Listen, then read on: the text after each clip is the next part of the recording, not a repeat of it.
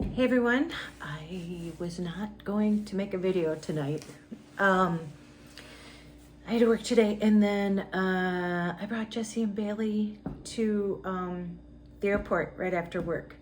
They are on their way to Paris. It's a long flight. I think they said they have like an 8-hour flight, then they stop in Iceland, and then they only have a 55-minute layover to get on the next plane, then to get to Paris. So yeah, they have a long flight ahead of them. But here's a picture. I'll put it somewhere here. They just sent me before they were taking off. And yeah, if you just send them good vibes, a prayer, whatever you do, just for their safety. Still a mom, then, you know, they're a long way from home. And even though I trust them implicitly, it's other people I don't trust. But yeah, they're my heart, they're my loves, they are just amazing. But what I wanted to make a video about, even though I wasn't tonight, I just started reading. I only had time right now to start reading the comments. And a follow-up to last night's video about the INR device. So I called that guy on my lunch hour today, and he said that he's going to take care of it. And he said he doesn't understand why the assisted living, I guess that's where it is. I mean, I don't know if they've located it. Sounds like they did. I don't know. But he said he wasn't sure why they hadn't returned it, but he was taking care of it all, and he was going to do all the work. And I tell you what, as somebody who takes care of everything, I was like, really? Oh, thank you. Thank you. And so, and he said the bill's been paid and it's all up to date and stuff. So, unless or until I hear again or get another bill or whatever, I'm going to trust that he's taking care of it and it's all going to be handled. So that's a sigh of relief. And so why I wanted to make the video. I just started reading some of the comments, and I don't even think I got halfway through. And I read one, I think it was last night, I don't know, this morning, whenever, that people don't even know where to begin. And somebody was saying, I don't know where to begin with Medicare covering my mom's assisted living when she needs it. Newsflash, Medicare does not cover assisted living. Therein lies the problem. You have to personally pay for that.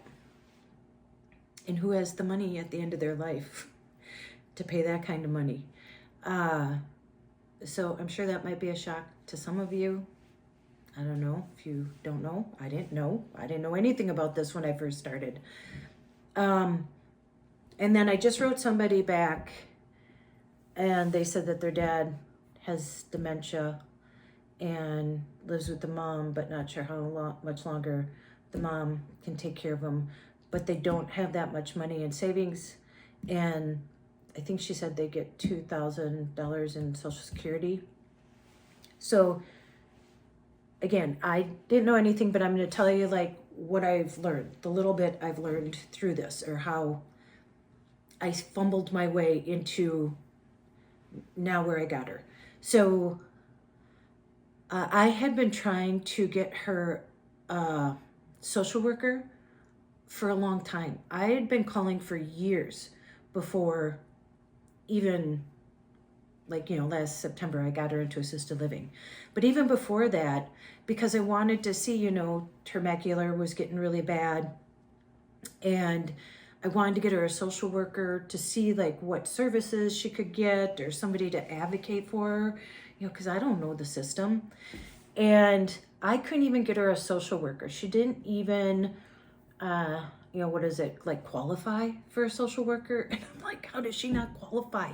She's legally blind, you know, and the only services she could get at the time was, because she was legally blind, was that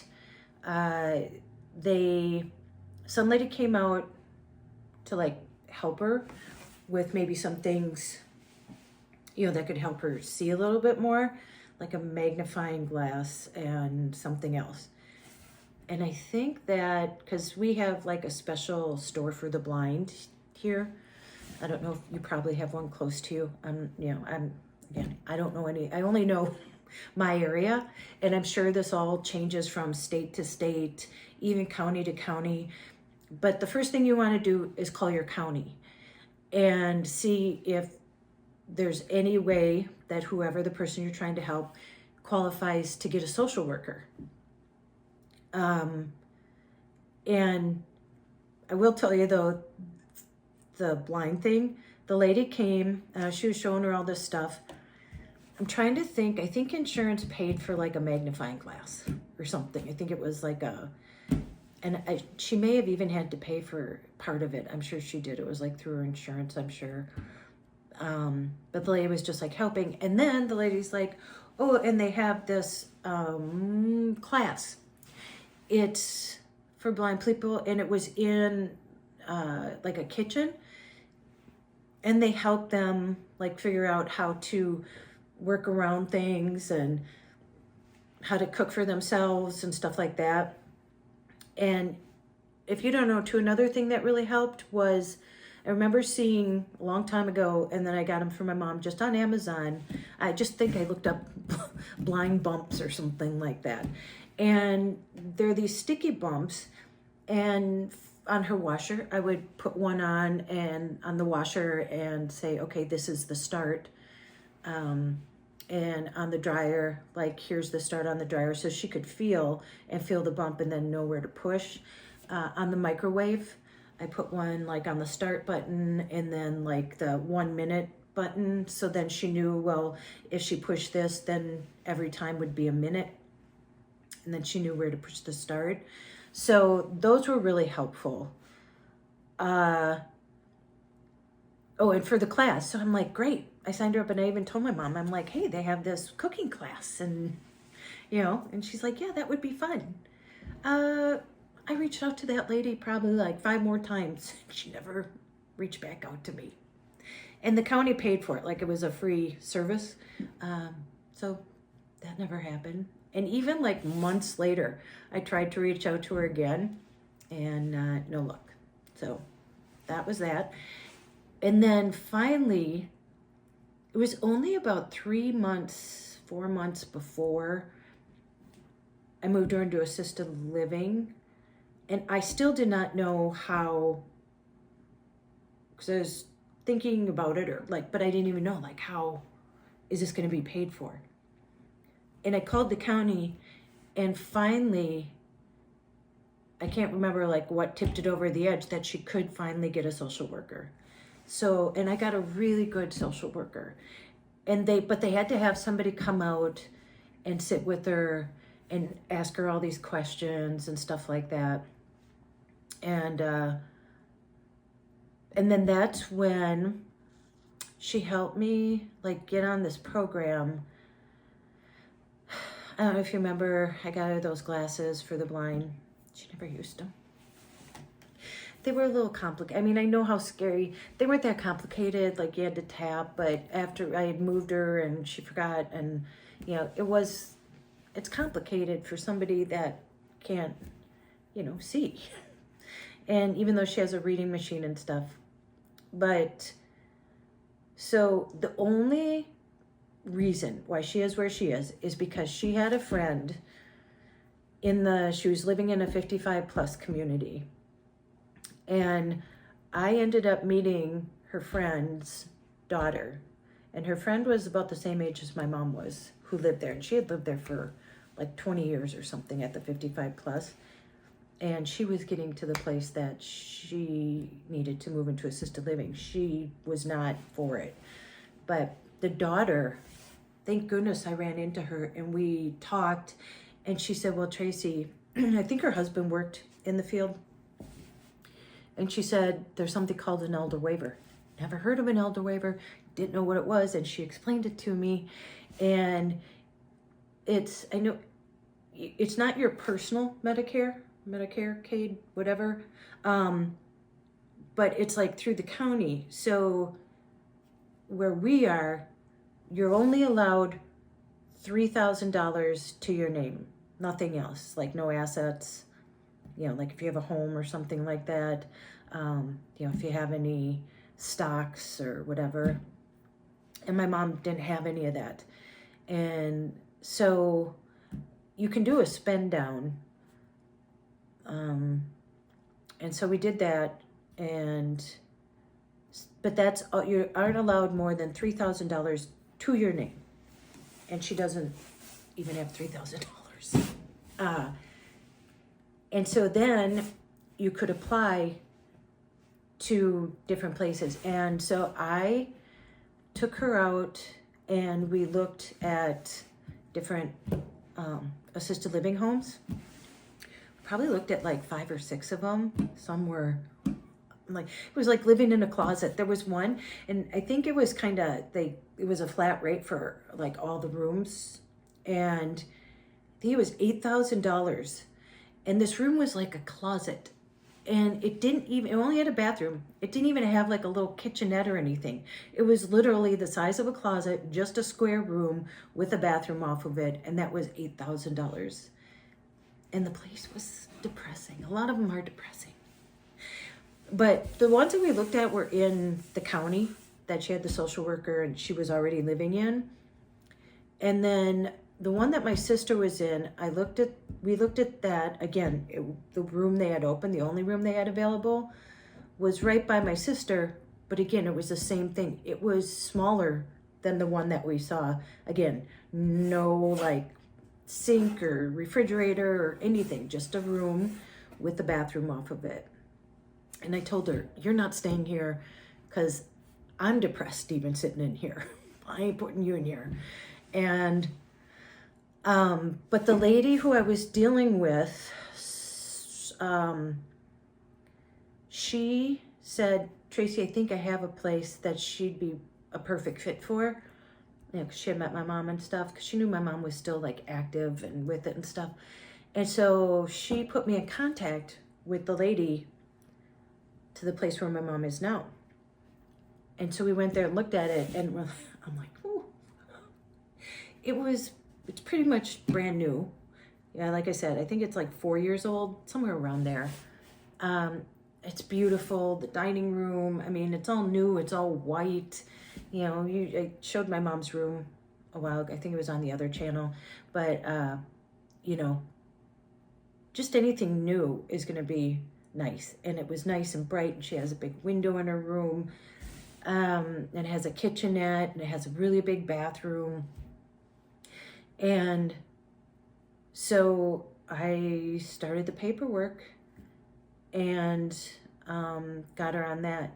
And I will tell you, I think for the one that I had gotten her on before, when I was with the social worker, like that program, I had to take a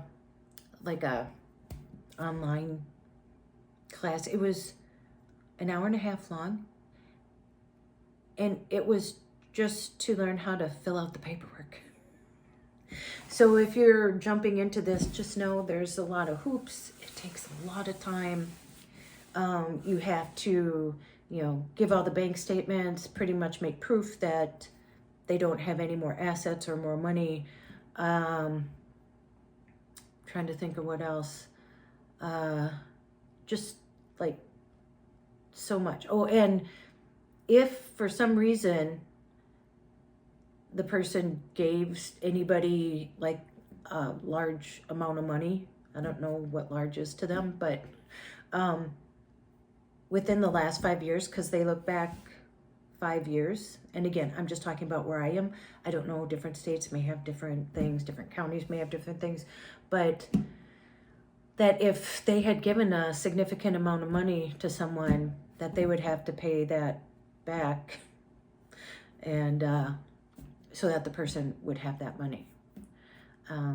But that wasn't the case here, so that was fine. So yeah, and then it's just paperwork, and it takes a bit, and then following up, and if the place has a room open, thank goodness my mom's did have a room open at the time, and it wasn't going to be open until like a certain time, because you know they fill up. And so it all, thank God, just seemed to come together. And, you know, it was a pretty quick move. And if you didn't see my mom's apartment before, we used to, you know, video there. You know, she had all of her paintings on the wall. She has like 70 paintings. She, you know, has a bunch of knickknacks. Her decorating style is amazing. But she packed everything up. I got the boxes and stuff like that. And she packed the boxes. But, yeah, I moved everything. I had to take all the pictures off the wall, fill in the holes. You know, I had to clean after I moved her. Jesse and Bailey, thank goodness, Jesse borrowed her dad's trailer, and they came and moved like the big stuff. But I probably went to Goodwill and got rid of, I mean, I probably took like 10 trips to Goodwill for her paintings. I had a storage at the time, just a real small one. Remember, because I lived in the van. And so that's where I put all of her paintings. And so I did that by myself, other than Jesse and Bailey helping bring the big stuff, which I was so grateful for. Because, like, okay, I guess I have to rent, you know, I have money to rent a moving truck and movers. And so anyway, it all just came together like that. And so, yeah, I just wanted people to know too, if you don't know, Medicare does not pay, like your insurance does not pay for assisted living. And, you know, therein lies the problem. And I just watched a video. It was from the New Yorker. It was just uploaded yesterday. And it was about older people who lived in like a trailer home. And if you don't know, when you live in an environment like that, you pay rent because you're renting the land. The property's owners own the land, and then you own the structure, like your trailer that's on it, because you buy your trailer. And you know the TBN, it's the Christian station. They're the ones that own the land, and they kicked these people off and without much notice, and didn't help them figure it out, because rent for these people, they're on Social Security. They don't have the money for. Anyway, I'm going to link that down below, that video. I just watched it. And, you know, it's where we're at today. And, you know, there's people who can work who still can't even afford it. Imagine being on Social Security and trying to figure it out. And they went to one apartment, and it was a 1-bedroom apartment in an older building. They showed the building. And the rent was like $1,800 for a 1-bedroom. And you had to have 3 months proof of 3 times the rent for your income a month. I don't know what like 80-year-old is making, you know, almost $6,000 a month, but it's where we're at. So I'm going to link that video down below so you can watch it too. It's a good watch. But anyway, so I think if you're going to start anywhere, start in your county. Reach out to see if you can get a social worker. And I don't know what like your county or what your state, the requirements are for that. I didn't even really understand the requirements when I called. And then all of a sudden they're like, oh yeah, I think she goes. I'm like, I tried for years, and now I'm like, okay, I don't know what changed, but okay, I'm glad. I'm not going to question it. And then look up an elder waiver, because that's what saved. That's why she got in. So yeah, and she only makes, I think I've said this before. So, you know, she gets like $2,200 in Social Security, and they figure out prorate it. So a chunk of that goes to the assisted living home, and then she pays $300 for an insurance policy through Blue Cross Blue Shield. That actually just went up. And then she gets left every month $129. That's what she gets to spend on herself, and she has a cat. So you gotta buy cat litter, cat food. And that cat has been a saving grace because it has, her cat Olivia, and she even said, Olivia like sleeps with her, and you know, I mean, you know how pets are. They're more loving than sometimes the people you know are. So, so thank goodness for Olivia. And yeah, so that's where I started. So I just wanted to come on and let you know that if you're lost, at least a place to start. I fumbled my way through it. I don't even know sometimes how I did it now that it's over. But we got here. And so, yeah, and then the INR thing, that fire has been put out. So, yeah. And now I promised myself tonight I'm going to break that box down. So I'm going to break that down. And I said I'd put the bike together tomorrow night. So one day at a time. That's how we do it. And like I always say, the good times never last, but the bad times never last. So there you go. Okay. I'll see you in the next one. Okay. Bye.